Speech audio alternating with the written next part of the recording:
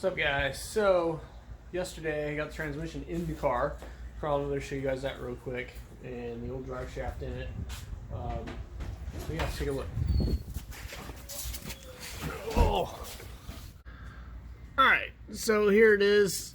Man, lighting sucks under here. There we go. There we go. So tranny pan, cross member, same tranny mount. Drive shafts up in here, all the way to the back to the 8.8 with independent. So everything lined back up, which is really nice. So the only thing I have left is tranny cooler lines, shift linkage, which I should be able to do tonight, and cooler lines, shift linkage.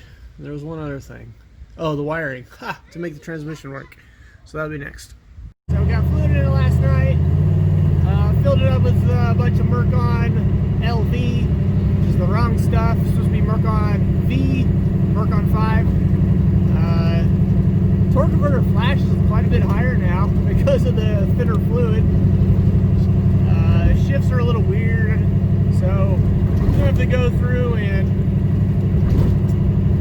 drain this fluid out or pump it out the cooler line into a bucket, and then go ahead and fill it up with some new Mercon 5. Probably just be the best thing to do.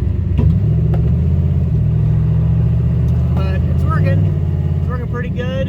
Shifting fine. Some little noises have slowly gone away. I think it was just the drive shaft yoke. Had a little bit of rust on it from where it was sitting, and I had an oiled rag around it, but it